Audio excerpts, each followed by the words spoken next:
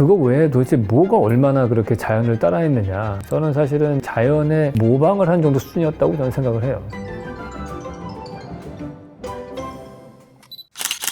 네, 안녕하세요. 왓슨님들, 셜록 현준입니다. 이번 시간에는 가우디에 대해서 좀 얘기를 해볼까 해요. 가우디는 저도 중학교 때 처음 알았던 건축가인데 일반인들이 봤을 때에는 정말 경이롭죠. 저 형이 저한테 보여주셨거든요. 야, 이거는 지금 100년 넘게 시공한다더라. 이런 얘기를 했었어요. 그래서 와, 정말 대단하네. 그렇게 생각을 했었는데 사실 건축을 하면 할수록 가우디가 그렇게 대단한 건축가는 아니구나. 이런 걸 이제 서서히 느끼게 되긴 합니다. 많은 가우디 빠들에게 공격을 받을 걸 예상하면서 오늘 이야기를 좀 해보려고 합니다.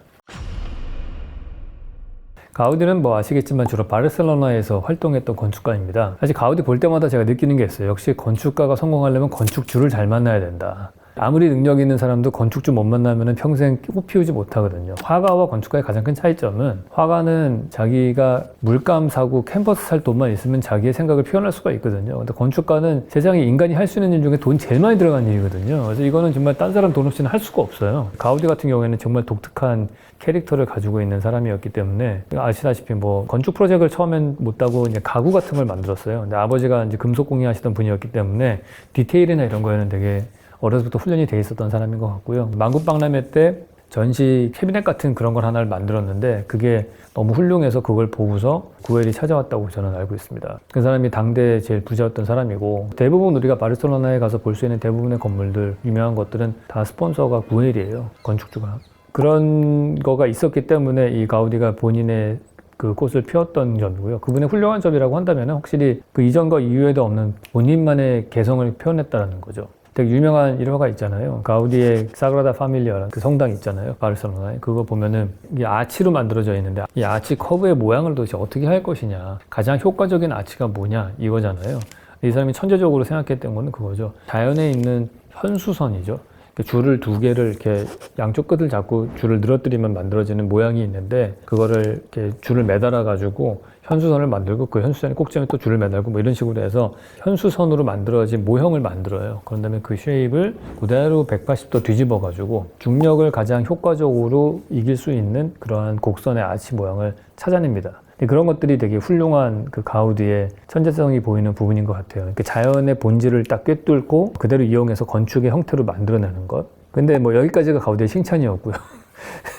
가우디가 사실은 그거 외에 도대체 뭐가 얼마나 그렇게 자연을 따라했느냐. 저는 사실은 되게 자연에 모방을 한 정도 수준이었다고 저는 생각을 해요. 왜냐면 딱 보면 직관적이잖아요. 옆에 있는 꽃무늬 있으면 꽃무늬 스타일로 만들고. 그 당시에 유행하던 게 딱 아르누보 양식이었잖아요. 그 식물의 곡선으로 되는 거. 그걸 그냥 건축적으로 곡선으로 만들고. 저는 그거를 이제 직접적인 흉내내기라고 얘기를 하는데 너무 직설적이라는 생각이 들기는 해요. 제가 비유로 말하는 게 뭐냐면 새가 있는데 하늘을 날잖아요. 그럼 새를 보고 나서 하나는 새의 모양을 한 인형이 하나 있어요. 새랑 똑같이 생긴 인형.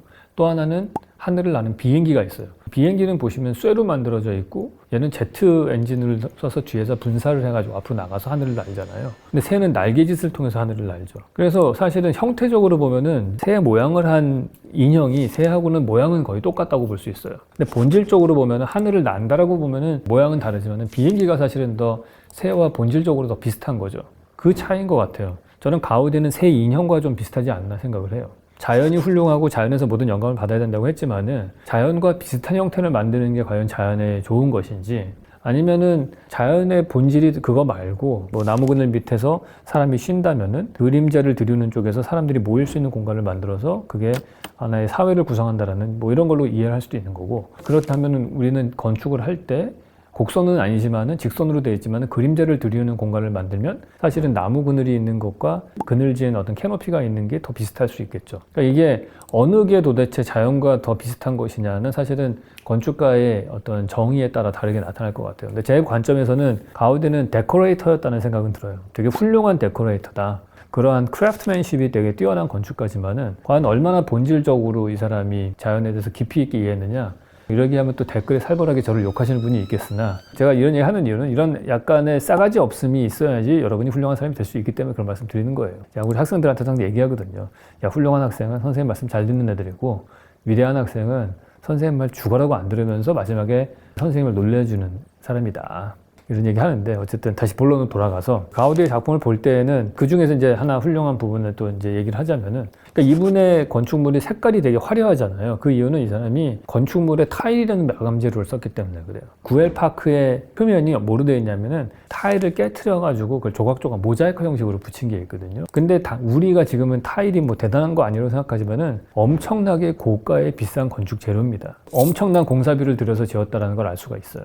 부자들의 프로젝트였다는 걸 알 수가 있는 거죠. 특히 바르셀로나, 거의 미스터 바르셀로나잖아요. 이 사람 가면 다 가우디 건축밖에 없잖아요. 왜냐면 자기네 나라의 그쪽이 카탈루니아 지방인데 카탈루니아 지방이라는 데가 뭐로 돈을 많이 벌었냐 하면은 타일을 만들어서 돈을 많이 벌었어요. 이 도자기라고 하는 아시아 쪽에 우리나라도 마찬가지고 일본이 만드는 도자기가 유럽 사람들한테는 엄청나게 고가의 사치품이었거든요. 그래서 아주 귀족들만 쓸 수 있는 제품이었어요. 세라믹이라는 게. 그거를 어떻게 하면은 우리가 만들 수 있을까를 고민을 많이 했습니다. 독일에서 맨 먼저 성공을 했고, 그러고 나서 이 스페인에서 성공을 한 거예요. 그래서 타일을 만들었다는 얘기는 세라믹 제품, 쉽게 말해서 중국의 청화백자 같은 그런 컬러풀한 색깔과 그림을 넣을 수 있는 세라믹 제품을 만들기 시작한 거고, 그 기술을 갖고 있었다는 건 엄청난 하이테크고 반도체 회사 같은 걸 갖고 있는 거랑 마찬가지거든요. 그래서 그게 건축에 그대로 적용이 된 거죠.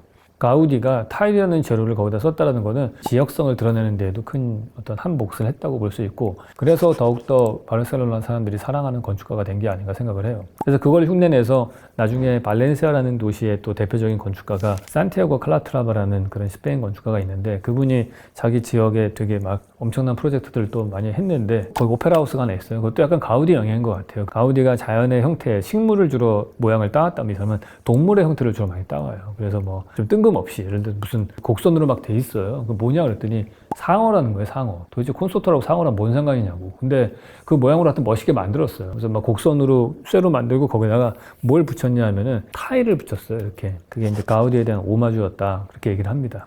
건축가들은 그렇게 두 종류로 나뉘는 것 같아요. 저 같은 경우는 본질적인 거를 더 건드리는 사람이 더 중요하다고 얘기하는 거고, 형태라도 잘 따라하는 사람이 더 좋다라고 얘기하는 사람들도 있고, 형태를 따라하는 그 계보 중에 하나가 우리 동대문 DDP도 그런 계열인 거죠. 동대문 DDP도 보면은 되게 어떠한 형태를 만들 것이냐에 되게 공을 들이잖아요. 그렇다고 곡선이 아니면 자연을 드러내지 못하느냐? 저는 그렇다고 보지는 않아요. 사실은 건축이라고 하는 거는 되게 4차원의 작품이거든요. 우리가 3차원이라고 보통 생각하기 쉬워요. 건축물이라는 게 만들어지면은 3차원의 형태라고 자꾸 보는데, 실제로는 우리가 3차원의 공간을 체험하기 위해서는 시간을 들여서 그 안을 걸어 다니게 되죠. 그 4차원의 시간의 도움이 있어야지 건물을 다 파악할 수 있고요. 똑같이 건물이 정지되어 있지만은 해가 계속 움직이지 않습니까? 그거 움직임에 따라서 그림자가 달라지고 그날의 날씨에 따라서도 달라져요.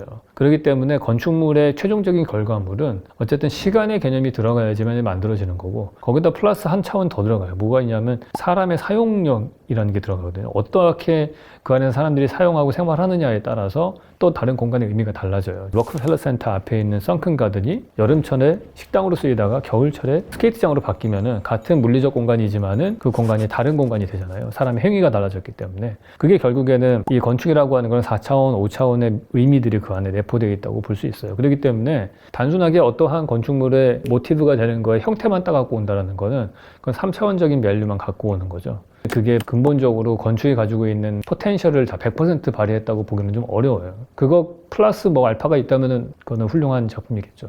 보셨을 때 느낌은? 뻑하죠.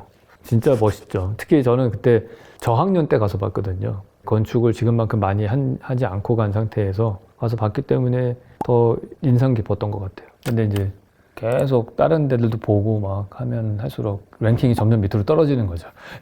가우디 랭킹이.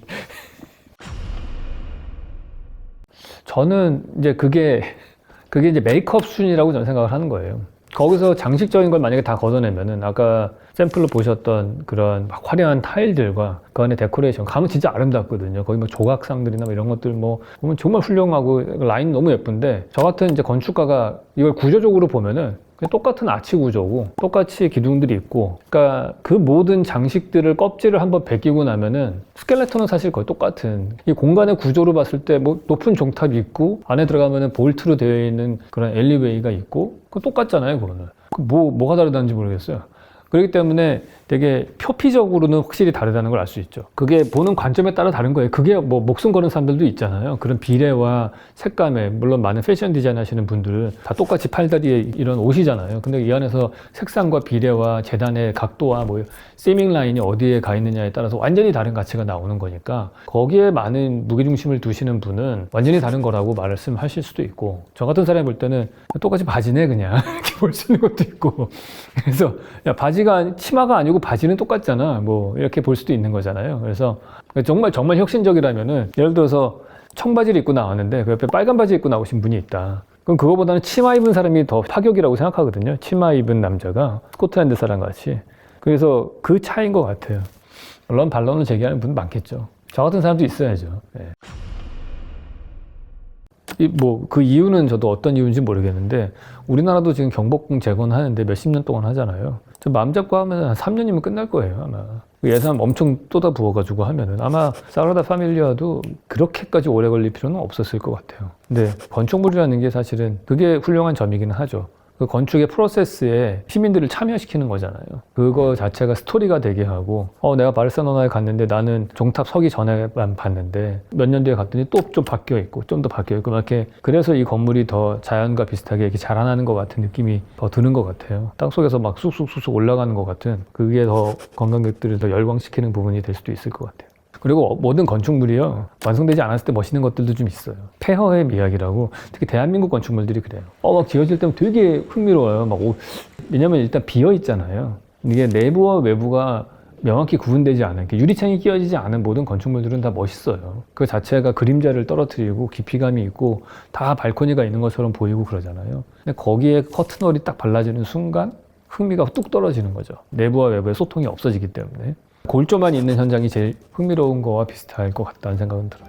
네, 오늘은 가우디에 대해서 좀 나눠봤습니다. 구독, 좋아요, 알람 설정 부탁드리겠습니다.